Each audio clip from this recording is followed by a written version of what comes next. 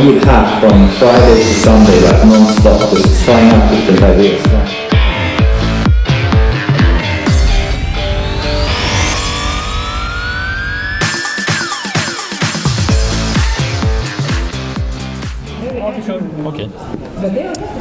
Okay, so let's kick this off. Who are you? I'm Oskar Kalmarud. I'm one of the co-founders and the marketing manager of Memoto.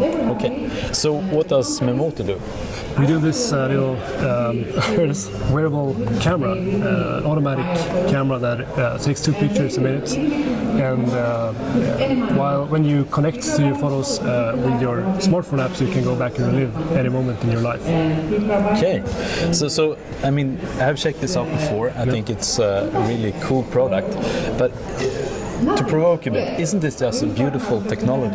It is beautiful technology, but it's more than that, because it lets people create like a photographic memory, where they can get photos of stuff that they didn't have photos of otherwise, moments that they didn't know were going to be important moments, like the first time you met your partner, or the last time you met an old relative, or something like that you wouldn't take out your camera to take a photo of today, but wearing a automatic camera lets you capture that moment anyway.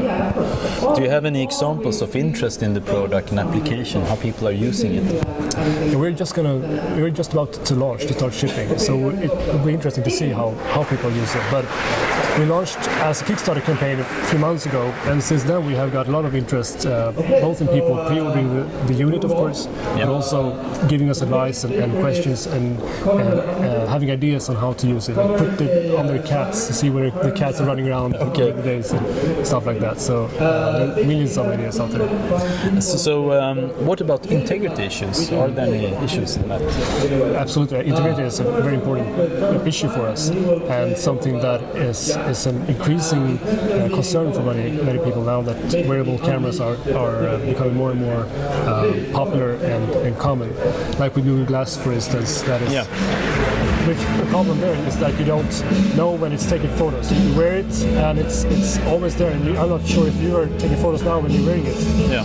But with the Memoto, you take it off and then it's off. So if you see that I'm wearing the Memoto, it is taking pictures. Yeah. So the human code or the behavior is that if it's on, it's on, exactly. And if it's off, it's off. Exactly. Yeah. Good. So now the 3 game change questions we always ask. The first one is, why are you personally so passionate about startups? I love starting companies. I think it's the best thing you can do in a professional life, because you meet with new challenges every day, and you never know when you go to work on Monday morning. You don't know what's going to happen that week, or you don't know what's going to happen that day. There are new stuff coming in all the time, new things you have to solve, and you meet with new people, and everything's new all the time. Okay. So the second question is, what's the best way to kill a perfectly good startup?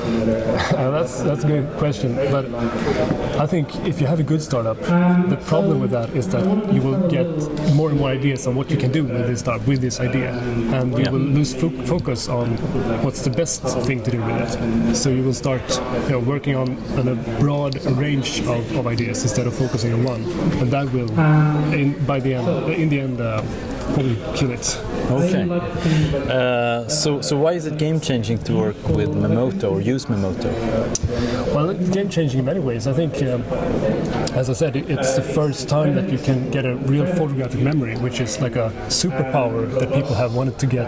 A new sense. Yeah, exactly, sixth sense. And this whole idea of having captured moments of stuff that you didn't know were going to be historical moments. That's a big game changer. I just want to follow up on that, because I see if you look at product development, are you consciously not giving examples of what people should do with the product, because you're seeing that you just want to know what the user does? Exactly. We don't want to give them the instruction manual. We want to give them a product, and we tell them what this product can do, at the general basis, and then we let people do whatever they want with them. But we are very we are very explicit with what not to do with it, and that's these integrity issues that we are talking about. So you're actually setting the product free, and then you see where you will have breakthroughs. Yeah, exactly. Thank you so much for your time.